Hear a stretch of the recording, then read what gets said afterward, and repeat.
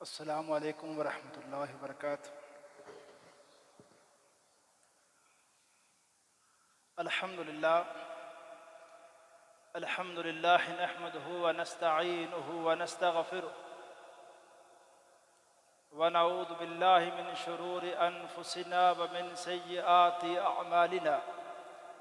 من يهده الله فلا مضل له ومن يضلل فلا هادي له، ونشهد ان لا اله الا الله وحده ونشهد ان سيدنا ومولانا محمدا عبده ورسوله. اما بعد فان خير الحديث كتاب الله وخير الهدي هدي محمد صلى الله عليه وسلم وشر الامور محدثاتها وكل محدثة بدعة وكل بدعة ضلالة وكل ضلالة في النار. اللهم صل على محمد وعلى آل محمد كما صليت على إبراهيم وعلى آل إبراهيم إنك حميد مجيد. اللهم بارك على محمد وعلى آل محمد كما باركت على إبراهيم وعلى آل إبراهيم إنك حميد مجيد. أعوذ بالله السميع العليم من الشيطان الرجيم من همزه ونفخه ونفثه. بسم الله الرحمن الرحيم. قل إن كنتم تحبون الله فاتبعوني يحببكم الله ويغفر لكم ذنوبكم والله غفور رحيم. ہر قسم کی تحمید و ستائش، کبریائی بڑائی اللہ وحدہ لا شریک کی ذات کے لیے، اور اللہ تعالیٰ کی حمد و ثنا کے بعد بے شمار لاتعداد انگن درود السلام امام الانبیاء امام الحرمین سید الثقلین جد الحسن والحسین جناب محمد رسول اللہ صلی اللہ علیہ وسلم کی ذات اقدس و ذات طیبہ پر. حضرات، ماہ ربیع الاول اسلامی کیلنڈر میں ایک ایسا مہینہ ہے جس کا ہمارے پیغمبر علیہ الصلاۃ والسلام کی زندگی کے ساتھ، آپ کی پیدائش، آپ کی وفات، اس کے ساتھ ایک گہرا تعلق ہے. اس ماہ کے اندر بطور خاص ویسے تو ہمارے رہبر، ہمارے محبوب آقا حضرت محمد صلی اللہ علیہ وسلم ہر لمحہ ہر وقت مسلمانوں کے ایمان کا ایسا لازمی حصہ ہے کہ کسی بھی وقت کوئی بھی لمحہ ایسا نہیں جس میں ہم رسول پاک صلی اللہ علیہ وسلم کی محبت کو، آپ کے احترام کو اپنے ایمان کا لازمی حصہ نہ سمجھے. اور ایک مومن، ایک مسلمان کی شان بھی یہی ہونی چاہیے کہ جب اس نے پیارے پیغمبر علیہ الصلاۃ والسلام ان کا کلمہ پڑھا اور ان کی زندگی کے حوالے سے معلومات کو حاصل کرنے کے لیے ایک مسلمان کی ایک ذمہ داری بنتی ہے کہ جب ہم نے آپ کو رہبر رہنما مانا ہے، ہمیں پتہ ہونا چاہیے کہ آپ کے شب و روز کیسے تھے، آپ کے معاملات زندگی وہ کیسے تھے، آپ کی عبادت کا انداز کیا تھا، آپ کس چیز کو پسند فرماتے تھے، کس چیز کو ناپسند فرماتے تھے. صحابہ کرام اس بات کا بڑا خیال کرتے تھے. اس کے لیے میں صرف ایک بات عرض کرنا چاہتا ہوں جو کہ بڑی احادیث کی کتابوں کے اندر بات ہے. بعض حدیثوں کے اندر اس طرح کے الفاظ آتے ہیں کہ صحابی کہتے ہیں کہ اس طرح کا فلاں معاملہ ہوا تو پیغمبر علیہ الصلاۃ والسلام کا چہرے کے اوپر غصے کے آثار نمایاں ہوئے، اور فلاں مسئلہ ایسا ہوا، اللہ کے رسول علیہ الصلاۃ والسلام بڑے خوش ہوئے، اور خوشی کے آثار اور خوشی کی صورتحال اس طرح تھی. اس سے آپ اندازہ لگائیں کہ صحابہ کرام اپنے پیغمبر کو کتنا قریب سے اور کتنا دھیان کر کے اور کتنا دلچسپی لے کر اپنے پیغمبر علیہ الصلاۃ والسلام کو دیکھتے تھے. آپ کے انداز کے حوالے سے پہچان جاتے تھے کہ ابھی اس بات کو ہمارے پیغمبر علیہ الصلاۃ والسلام نے اچھا سمجھا ہی نہیں ہے. اور فلاں بات کو ہمارے پیغمبر علیہ الصلوۃ والسلام نے بڑا اچھا سمجھا ہے، آپ اس پہ بڑے خوش ہوئے ہیں۔ صحابہ کرام اس بات کو اچھی طرح سمجھتے اور جانتے تھے۔ اور اس میں ایک روایت میرے ذہن میں سیدہ عائشہ رضی اللہ تعالیٰ عنہا کے حوالے سے بھی آئی۔ اماں جی عائشہ نے بڑی جلدی آپ علیہ الصلوۃ والسلام کے کھانے پینے کے حوالے سے اس بات کو جان لیا تھا کہ کون سا کھانا آپ پسند کرتے ہیں اور کس کھانے پہ آپ بڑا خوش ہوتے ہیں۔ تو اللہ کے رسول علیہ الصلوۃ والسلام کی زندگی جو ہے، آپ کے ساتھ محبت اور آپ کا احترام اور آپ کے حوالے سے دل کی کیفیت ایسی ہونی چاہیے کہ انسان جس طرح عمر بن عاص رضی اللہ تعالیٰ عنہ نے بات کہی، کسی نے سیدنا عمر سے پوچھا، عمر آپ یہ بتانا چاہیں گے کہ ہمارے پیغمبر علیہ الصلوۃ والسلام کا رخ انور، آپ کے چہرہ کیسا تھا؟ عمر نے کہا کہ یہ میں وضاحت کے ساتھ بیان نہیں کر سکتا، اس لیے کہ ہم اپنے پیغمبر کا اتنا احترام کرتے تھے، کبھی ہم نے اس طرح اپنی نگاہوں کو ٹکا کر اپنے پیغمبر کو دیکھا نہیں تھا، بس جیسے دیکھتے احترام نظریں جھکا لیتے۔ تو اور اسی طرح اللہ کے رسول علیہ الصلوۃ والسلام کا احترام جو قرآن نے بیان کیا ہے، وہ کیا احترام ہے؟ فرمایا لوگو لا ترفعوا اصواتکم فوق صوت النبی، مومنو تمہارے لیے تو جائز ہی نہیں ہے کہ اپنی آوازیں بھی پیغمبر کی آواز سے اونچی کرو، تمہارے لیے جائز ہی نہیں، یہ ایسا کر ہی نہیں سکتے، اور کرو گے اللہ تعالیٰ تمہارے عملوں کو ایسا ضائع کر دے گا تمہیں پتہ بھی نہیں چلے گا۔ اس سے میں اور آپ اندازہ لگائیں کہ اگر آواز اونچا ہو جانے سے اتنا بڑا گناہ اور ایسی سزا ہے، تو اس پیغمبر کی نافرمانی کی سزا کیا ہوگی؟ اس پیغمبر کے فرامین کو ایک طرف رکھ کے اپنے انداز سے زندگی گزارنے کی سزا کیا ہوگی؟ اور احترام کے حوالے سے آج میں ایک بات کہنا چاہتا ہوں کہ احترام کا ایک تقاضا جس پہ میں بات کرنا چاہتا ہوں کہ پیغمبر علیہ الصلوۃ والسلام پہ جب آپ اور میں ایمان لائیں گے تو وہ ایمان کیسا ہونا چاہیے؟ وہ ایمان کس طرح کا ایمان ہے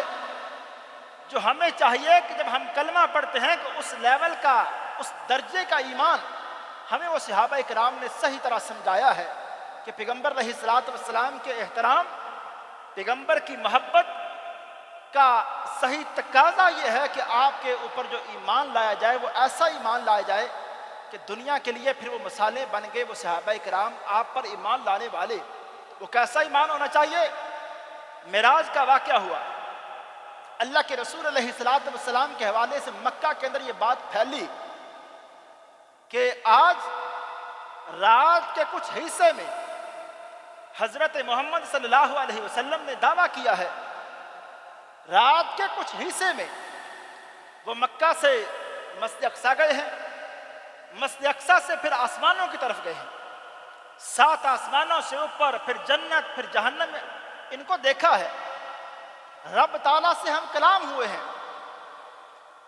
جب مکہ کے اندر یہ بات پھیلی تو مکہ والوں نے کہا اب یہ موقع تو ہمارے ہاتھ آ گیا ہے، اب تو ہم محمد کو جھٹلا کے رہیں گے، استغفر اللہ معاذ اللہ، اب تو اس کے ماننے والے، اب تو اس کے ساتھ محبت احترام کا دعویٰ کرنے والے اب یہ بات تو مان نہیں سکتے کہ رات کے کچھ حصے میں ایک بندہ جو مکہ سے شام کا سفر ہے، 1 مہینے سے زیادہ کا سفر تھا، مکے والے تجارت کے لیے جاتے تھے، ان کو صحیح اندازہ تھا کہ یہ سفر کتنا ہے، انہوں نے کہا ہم جاتے ہیں مہینے کے قریب، یہ مسافت اتنا لمبا سفر ہے، اور ان کے پیغمبر کہتے ہیں کہ رات کے کچھ حصے میں یہ مکہ سے مسجد اقصیٰ ہی نہیں گئے، آسمانوں کے اوپر گئے ہیں، رب تعالیٰ سے ڈائریکٹ ہم کلام ہوئے ہیں، جنت کو دیکھا ہے، جہنم کو دیکھا ہے۔ اب ہم ان کے ماننے والوں سے اب ہم پوچھتے ہیں اب ذرا اس بات کی تو وضاحت دو کہ آپ کے پیغمبر کی یہ بات کیسی ہے؟ سب سے پہلے انہوں نے حضرت ابوبکر صدیق رضی اللہ تعالیٰ عنہ کا انتخاب کیا کہ انہیں کے پاس جاتے، وہ زیادہ محبت کے دعوے کرتے، گئے، جا کے کہا صدیق ابوبکر کی ایسی بات ہے کہ ایک بندہ یہ کہے اور کہنے والا آپ کا صاحب جس کا آپ کلمہ پڑھتے ہیں کہ رات کے کچھ حصے میں ایک بندہ مکہ سے مسجد اقصی اور پھر آسمانوں کی طرف، پھر اللہ تعالیٰ سے ہم کلام ہوئے. کہا کیا یہ بات سچ ہو سکتی ہے؟ حضرت صدیق نے جو جواب دیا وہ کیا ہی ایمان کا لیول ہے. پیغمبر کو انہوں نے کتنے یقین سے مانا. کہا تم یہ بات کہتے ہو، ہم نے اس سے بڑی بڑی باتوں پہ صبح و شام ایمان لایا ہے. صبح ایک وحی آتی ہے، ہمیں بتایا جاتا ہے کہ جنت کے یہ معاملات ہیں. ہم نے کہا اللہ کے رسول ہم نے ایمان لایا، ہم نے جنت دیکھی نہیں. ہمیں شام کو ہمارے پیغمبر کہتے ہیں جہنم کے یہ عذابات ہیں. ہم کہتے ہیں ہم اللہ کے رسول ان کو بھی مانتے ہیں. ہمارے پیغمبر نے ہمیں کہا کہ رب تعالیٰ کی یہ صفات ہیں، رب تعالیٰ کی یہ پاور ہے. ہم نے کہا ہم نے ان کو بھی مانا. مکے والوں یہ تو کوئی بات ہے ہی نہیں، ہم نے تو اس سے زیادہ عقل سے دور باتوں کو ہم نے صبح و شام ماننا ہے. پیغمبر پہ ایمان لا کے ہم نے یہ سمجھا ہے ایمان لانے کا سب سے بڑا ہمارے اندر جو جذبہ پیدا ہو چکا ہے وہ یہ ہے کہ ہماری کیفیت یہ ہے جب پیغمبر فرمائیں گے ہمیں لمحہ بھر کے لیے پیغمبر کی بات پہ شک نہیں ہوگا، ہم اپنی عقل کو بیچ میں نہیں لائیں گے. جب ہمیں پتہ چلے گا کہ اللہ کے رسول علیہ الصلوۃ والسلام نے یہ فیصلہ کیا ہے اور یہ فرمان جاری کیا ہے، ہم کہیں گے ہاں آپ نے جو فرمایا وہ سچ فرمایا. اور دوسری بات ایمان کیا ہوتا ہے. پیغمبر علیہ الصلوۃ والسلام کے اوپر ایک صحابی سیدنا خباب بن ارت، مالی معاملات جب ایک انسان مجبور ہو اس ٹائم مالی معاملات میں اسلام پہ لانا بڑوں بڑوں کے لیے مشکل ہو جاتا ہے. سیدنا خباب ایک غریب آدمی اور ایک کافر ظالم عاص بن وائل اس کی مزدوری کرتے، اور اس کی مزدوری کے کچھ پیسے جب خباب بن ارت نے لینے کے لیے اپنی مزدوری لینے کے لیے گئے. یہ صحیح البخاری کا واقعہ ہے. کہا جو میری مزدوری ہے وہ مجھے دیجئے، مجھے ابھی ضرورت ہے. اس نے کہا عاص بن وائل نے اے خباب تیری مزدوری تیرے پیسے میں اس وقت تک واپس نہیں کروں گا جب تک تم محمد کا کلمہ جو تم نے پڑھا ہے اس کلمے سے پیچھے نہیں ہٹو گے، محمد کا انکار نہیں کرو گے. میں اس وقت تک مزدوری پیسے قرض نہیں دوں، واپس کروں گا. اب کیا ہوا، فقر بھی ہے، غریبی بھی ہے، لیکن ایمان کا لیول دیکھیں. کہا یہ چند پیسے کیا ہیں، ہم نے جس پیغمبر کو ماننا ہے ہمارے اندر کی کیفیت یہ ہے اما واللہ حتی تموت ثم تبعث فلا. کہا اے عاص تو مر کے دوبارہ زندہ بھی ہو جائے، تو ایک دفعہ مر جائے پھر دوبارہ زندہ بھی ہو جائے، تب بھی میں محمد صلی اللہ علیہ وسلم کا انکار نہیں کر سکتا. یہ ایمان کو اتنا سستا ایمان ہمارا نہیں ہے، اتنا ہلکا ایمان نہیں ہے، ایسا کوئی جذباتی قسم کا ایمان نہیں ہے کہ چند پیسوں کے لیے اس ایمان کو میں چھوڑ دوں گا. کہا تم مر کے دوبارہ زندہ بھی ہو جاؤ. اس نے کہا یہ خباب کیا کہا آپ نے کہ مر کے دوبارہ زندہ ہو جاؤں؟ کیا مر کے میں دوبارہ زندہ ہو جاؤں گا؟ کہا ہاں ہمارے پیغمبر نے ہمیں بتایا ہے کہ مر کے دوبارہ زندہ ہونا ہے. کہا پھر جاؤ اپنے پیغمبر، اپنے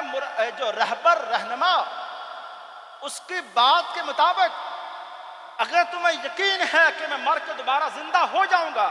تو پیسے میں تمہارے تب بھی واپس کروں گا جب مر کے دوبارہ زندہ ہو جاؤں گا. کہا ابھی میں پیسوں کا تقاضا مطالبہ کروں گا ہی نہیں، مجھے اپنے پیغمبر کی بات کے اوپر یقین ہے کہ تم مر کے دوبارہ زندہ ہوگا، پھر حساب ہوگا.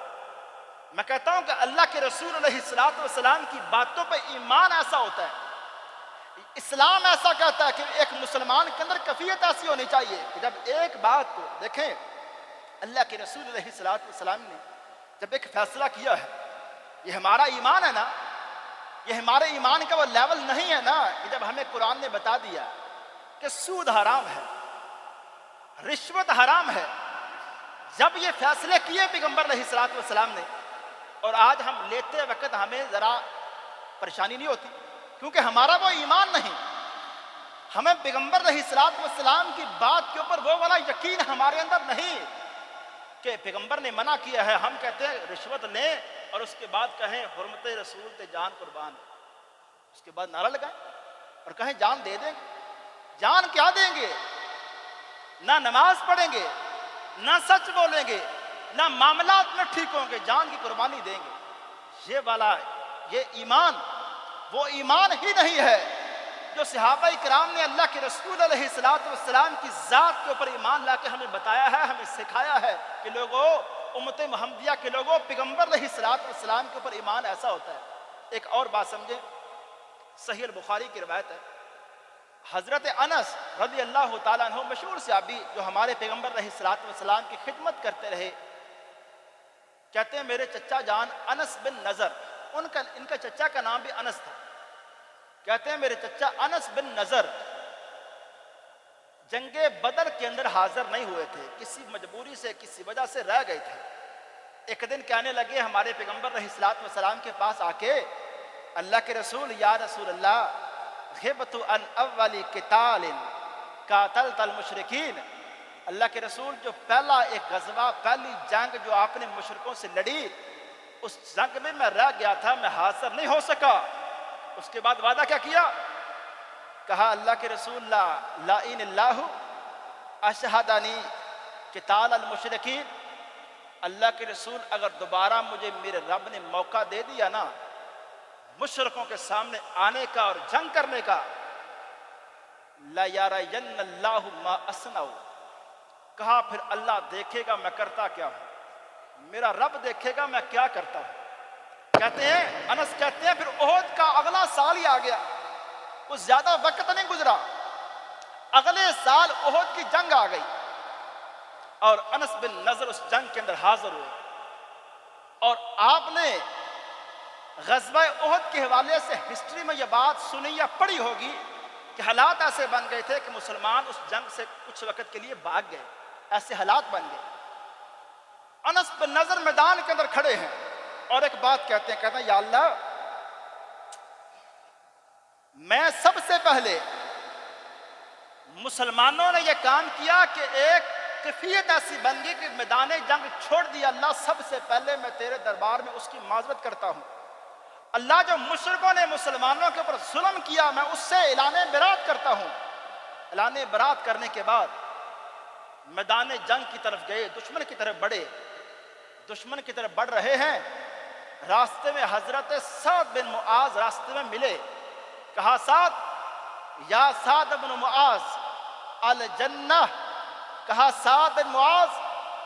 اب تو میں رب سے جنت لینا چاہتا ہوں اور میدان جنگ کے اندر جا رہا ہوں۔ اس کے بعد کہا وہ رب النظر، مجھے میرے باپ نظر کے رب کی قسم ہے،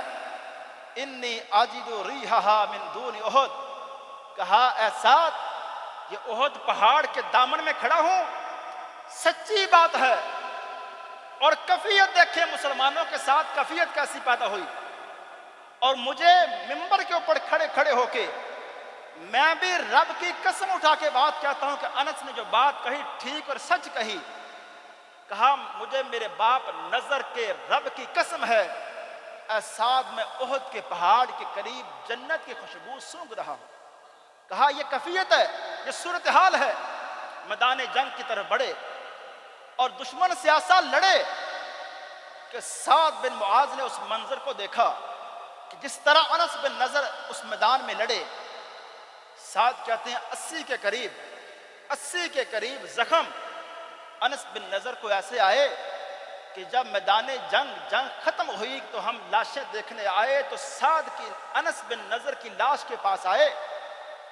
ان کی لاش کو ہم سے پہچانا نہ گیا، اتنا ان کو زخمی اور اتنا ان کی لاش کے ٹکڑے کیے گئے، لیکن ان کی بہن وہ بھی لاشوں کو دیکھ رہی تھی، اس نے صرف انس کی انگلی کو دیکھ کے کہا کہ یہ انگلی میرے بھائی کی ہے۔ یہ کیفیت تھی، تو پیغمبر علیہ السلام نے ایک کیفیت دیکھ کر کہا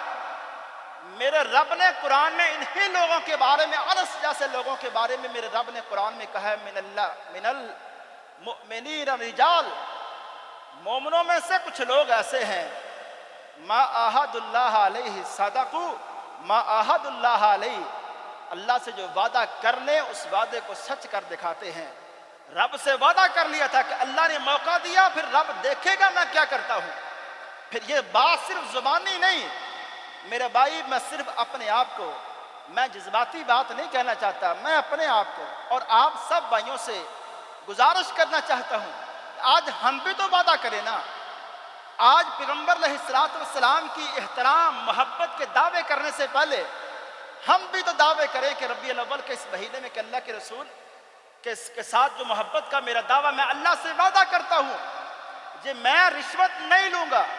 میں غیبت نہیں سنوں گا، نہ غیبت کروں گا۔ ایک بات یاد رکھیں، یہ غیبت جس نے معاشرے کی جڑوں کو آج کھوکھلا کیا ہوا ہے، گھر گھر کے اندر لڑائی ہے، اور اچھے خاصے نمازی بندے چسکے لے کر غیبتیں سنتے ہیں اور کہتے ہیں چلو ایت غیبت ہی کر دینے ہیں، ایت غیبت ہی سن لینے ہیں۔ ہمارے انداز ایسے ہیں۔ دیکھیں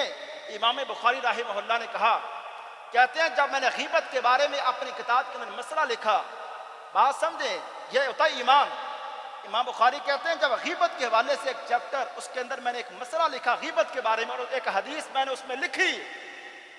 امام بخاری کہتے ہیں اس کے بعد پھر میں نے نہ کبھی غیبت کی نہ کبھی غیبت سنی۔ ایمان پیغمبر علیہ السلام کی حدیث کے اوپر ایسا ہوتا ہے۔ میرے بھائی آج میں بھی وعدہ کروں، آج اللہ کے ساتھ میں بھی عہد کروں، آپ بھی عہد کریں کہ اللہ سے ہم وعدہ کرتے ہیں کہ اس معاشرے میں جھوٹ کو ختم کریں گے اور کاروبار کے اندر جو بددیانتی ہے، جو ظلم ہے، اس کو ہم ختم کریں گے۔ ہم اس معاشرے سے سود لے کر اور سود کی بات کر کے، سود کی حمایت کر کے پھر ہم کہیں کہ پیغمبر علیہ السلام کے ساتھ میرے سارے دعوے ہیں کہ آج پیغمبر علیہ السلام کے لیے جان بھی دوں، مال بھی قربان، میرا سب کچھ قربان۔ نہ میرے بھائی کچھ بھی آپ پہ قربان نہیں، نہ آپ نے مال قربان کیا، جان کا تو وقت ہی نہیں، نہ موقع آپ کو آیا، اور یہ آپ کا تو اتنا ایمان کمزور ہے کہ 100 روپے کی رشوت لیتے آپ کا ایمان ڈگمگاتا نہیں ہے،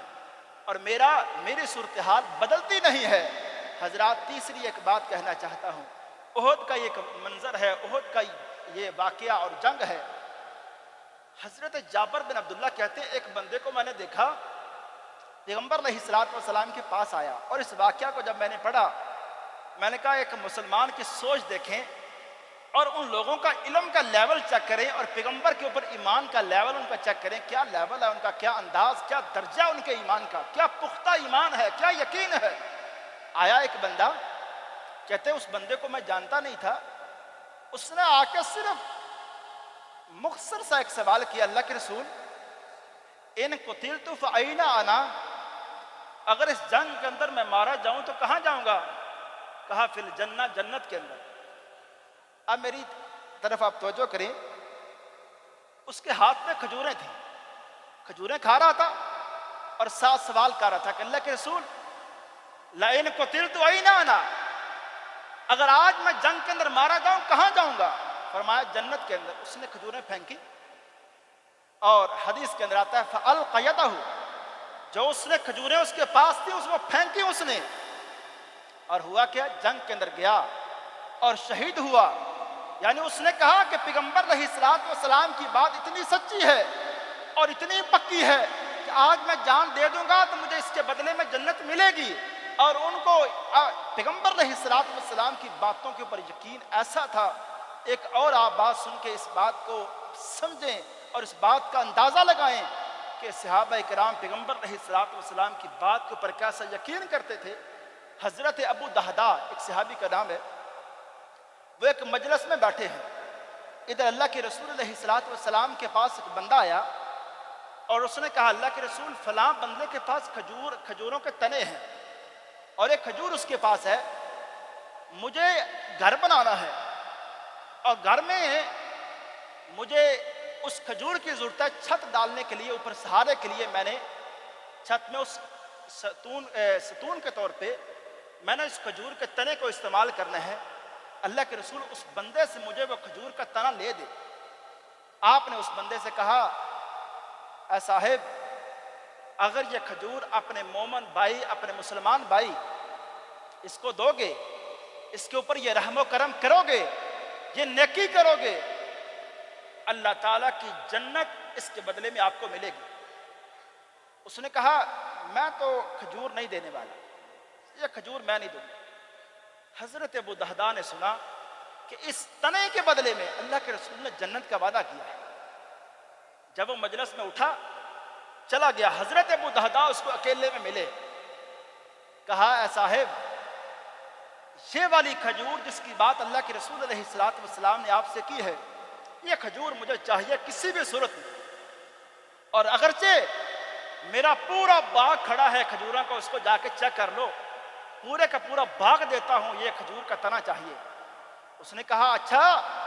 اگر پورا کھجوروں کا باغ مکمل دیتے ہو تو ایک کھجور میں آپ کے حوالے کرتا ہوں۔ اس نے کہا، ابو دہدا نے کہا میرا باغ آپ کا اور یہ ایک کھجور میری ہوئی۔ اللہ کے رسول علیہ الصلوۃ والسلام کے پاس آئے، کہا اللہ کے رسول، بات ایسی ہے، جس کھجور کی بات آپ کر رہے تھے وہ کھجور میں لے کر آ گیا ہوں، اور جس بندے کو آپ نے وہ کھجور دینی ہے وہ کھجور آپ دیں، لیکن ساتھ جو وعدہ آپ نے اس بندے سے کیا تھا آج وہ وعدہ میرے ساتھ کریں۔ کہا ابو دہدا، وہ وعدہ آپ کے ساتھ بھی ہے، لیکن جیسے آپ کو خبر ملی کہ اس غریب مومن مسلمان کو وہ کھجور مل گئی ہے، تو آپ نے ابو دہدا کے حوالے سے فرمایا، کم من ازکر رداہن لابی دہداہ فی الجنہ، کہا جنت کے اندر اللہ نے وہ منظر مجھے ابھی دکھایا ہے، کتنے ہی خوشے جنت کے اندر ابو دہدا کا انتظار کر رہے ہیں۔ اللہ کے رسول علیہ الصلوۃ والسلام کا یہ صحابی، آپ کی باتوں کے اوپر یقین رکھنے والا یہ جانثار صحابی اپنی بیوی کے پاس باغ کے اندر گیا، کہا اللہ والی اس باغ سے باہر آ جاؤ، اس باغ کے ساتھ میں نے ایک معاملہ، تجارتی معاملہ کر لیا ہے، یہ باغ میں نے بیچ دیا ہے، لیکن بیچا کس کے بدلے میں؟ کہا جنت کے بدلے میں اس باغ کو میں نے بیچ دیا ہے۔ لیکن وہ بیوی، وہ عورت، اس کا ایمان بھی ایسا تھا، اس نے کہا رابح البیع، کہا اے اللہ والے تو نے بڑا نفع مند سودا کیا ہے، اس میں کوئی خسارہ کوئی گھاٹا نہیں۔ میرے بھائی، میں صرف اور صرف ایک بات سمجھانا یہ چاہتا ہوں، اگر آپ صحابہ کرام میں ایمان دیکھیں گے اور محبت کا انداز چیک کریں گے، وہ عالی انداز آپ کو ملے گا، لیکن آج اس ماہ کے اندر ہم جو محبت کے انداز اختیار کریں گے، ہم پیغمبر علیہ الصلوۃ والسلام کی محبت، آپ کے احترام میں جو ہم کام کریں گے، گلیوں بازاروں کو ہم بند کریں گے اور گلیوں میں وہ والا شور کریں گے کہ پتہ ایسے چلے گا کہ اللہ معاف کرے۔ میں دوبارہ یہ بات عرض کرنا چاہتا ہوں کہ میری اس بات کو صرف کچھ تفرقہ بازی کا نام دے کے اس بات کو کمزور نہ سمجھے، میں پورے یقین کے ساتھ یہ بات کہنا چاہتا ہوں، محبت کا کوئی انداز ایسا نہیں ہے۔ پیغمبر کے ساتھ محبت ایک عبادت ہے، پیغمبر کے ساتھ محبت ایک اتنا بڑا ایک عمل ہے۔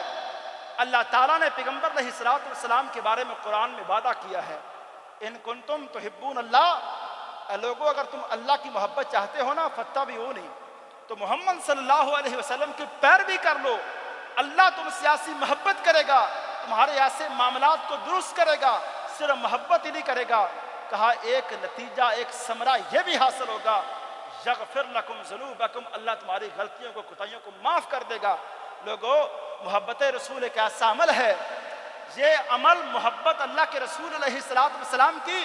یہ بھی ہم اپنی مرضی کے ساتھ نہیں کریں گے کہ محبت کے اندر جو جی میں آئے ہم ایسا نہیں کر دیں گے۔ ہم دیکھیں گے مسلمانوں کو، صحابہ کرام کو، ہم ذرا پرکھیں گے کہ اللہ کے رسول علیہ الصلوۃ والسلام کے اصحاب نے اللہ کے رسول کی محبت میں جانیں بھی دیں، اپنا مال بھی قربان کیا، سب کچھ مہینوں گھروں سے دور رہے، انہوں نے اپنے بچوں کی پرواہ نہیں کی، اپنے مال کی پرواہ نہیں کی، اپنی جائیداد کی پرواہ نہیں کی، لوگوں صرف اس لیے کہ وہ اللہ کے رسول کے ساتھ محبت کی انتہا رکھتے تھے۔ جو محبت وہ کر گئے وہ ہمارے لیے معیار ہے، وہ ہمارے لیے ایسا معیار ہے، ہم اس محبت کو دیکھ کے سیکھ سکتے ہیں کہ وہی محبت درست ہے، وہی انداز محبت کا درست ہے تو صحابہ کرام نے اللہ کے رسول علیہ الصلوۃ والسلام کے ساتھ کر کے دکھایا ہے۔ آج میں بازاروں کے اندر دو جھنڈیاں لگا کے یہ بتاؤں کہ محبت رسول مجھے ہے، کسی اور کو محبت نہیں، عشاء کی نماز جاتی جائے جھنڈیاں نہ جائیں، یہ گلیاں بازار میں روشن کر کے صرف بتا دوں کہ یہ میری محبت ہے۔ لوگوں، اللہ کے رسول اسلام کا یہ مزاج ہی نہیں ہے، اسلام یہ چاہتا ہی نہیں ہے کہ شخصیات کے دنوں کو اس طرح منایا جائے، ان کے پیدائش کے دن کو۔ میں ایک سوال کرنا چاہتا ہوں، اللہ کے اتنے عظیم نبی دنیا سے گئے، اگر نبیوں کے پیدائش کا دن، نبیوں کے وفات کی برسی، اگر ان کو اس طرح منایا جانا اسلام کا مزاج ہوتا، اللہ قرآن میں بتاتے کہ ابراہیم کب فوت ہوئے تھے، ابراہیم کا مزار کہاں ہے، نہ ابراہیم علیہ السلام کی قبر کے بارے میں آپ کو پتا، بلکہ میں اس سے بڑھ کے ایک بات کہنا چاہتا ہوں، آپ تصدیق کریں، آپ اس کی تحقیق کریں، آپ پوچھیں پیغمبر حضرت محمد صلی اللہ علیہ وسلم کے علاوہ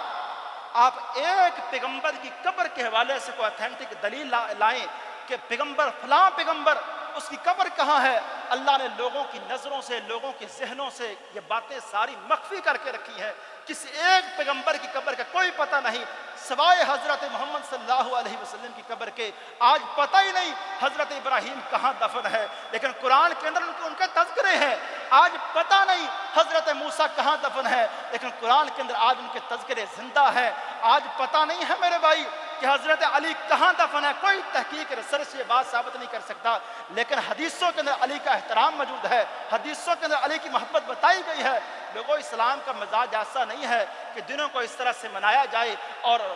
گلیوں بازاروں کے اندر وہ والے کام کیے جائیں جو آج ہم کر رہے ہیں۔ اسلام کی ہر عبادت اس کے پیچھے دل کی روحانی کیفیت جڑی ہوئی ہے کہ ہر عبادت، نماز پڑھیں گے، نماز آپ کے دل کی کیفیت کو بدلے گی، روزہ رکھیں گے، رب کا ڈر خوف آپ کے دل میں آئے گا، یہ جھنڈیاں لگانے سے آپ کے اندر دل کا رب کا خوف نہیں آئے گا، اور یہ اللہ کے رسول علیہ السلام کے ساتھ محبت کا یہ طریقہ، محبت کا یہ انداز۔ اگر میں آخری یہ بات کہنا چاہتا ہوں کہ اگر اس طرح سے اللہ کے رسول علیہ السلام خوش ہوتے، پیغمبر علیہ السلام راضی ہو جاتے، اللہ کی قسم صحابہ کرام اپنی گلیوں کو، اپنے بازاروں کو، اپنے گھروں کو جیسے کیسے ان کو موقع ملتا وہ جھنڈیاں بھی لگاتے، سب کچھ کرتے، اگر ان کو یہ پتہ چل جاتا کہ اللہ کے رسول علیہ السلام ایسے خوش ہوتے ہیں۔ آپ سیدنا صدیق کا دور دیکھ لیں، آپ صحابہ کرام کی تاریخ پڑھ کے دیکھ لیں، آپ کو ایک واقعہ ایسا نہیں ملے گا۔ اس لیے میں اپنے بھائیوں سے، بہنوں سے گزارش کروں گا کہ اللہ کے رسول علیہ السلام کی محبت کو سمجھیں کہ آپ کے ساتھ محبت کا صحیح تقاضا کیا ہے۔ ہم اللہ کے رسول علیہ السلام کے ساتھ محبت، احترام صحیح معنوں میں تب کر سکتے ہیں جب آپ علیہ السلام کی باتوں کو ہم مانیں اور آج وعدہ کریں کہ اللہ کے رسول علیہ السلام کی مخالفت میں ہم زندگی نہیں گزاریں گے۔ وما علیہ الا البلاغ۔ نحمده ونصلي على رسوله الكريم، أما بعد فإن خير الحديث كتاب الله وخير الهدي هدي محمد صلى الله عليه وسلم وشر الأمور محدثاتها وكل محدثة بدعة وكل بدعة ضلالة وكل ضلالة في النار۔ اللهم صل على محمد وعلى آل محمد كما صليت على إبراهيم وعلى آل إبراهيم إنك حميد مجيد۔ اللهم بارك على محمد وعلى آل محمد كما باركت على إبراهيم وعلى آل إبراهيم إنك حميد مجيد۔ ربنا آتنا في الدنيا حسنة وفي الآخرة حسنة وقنا عذاب النار۔ ربنا آتنا في الدنيا حسنة وفي الآخرة حسنة وقنا عذاب النار۔ اللهم أجرنا من النار، اللهم إنا نسألك جنة الفردوس۔ سبحان ربك رب العزة عما يصفون وسلام على المرسلين والحمد لله رب العالمين۔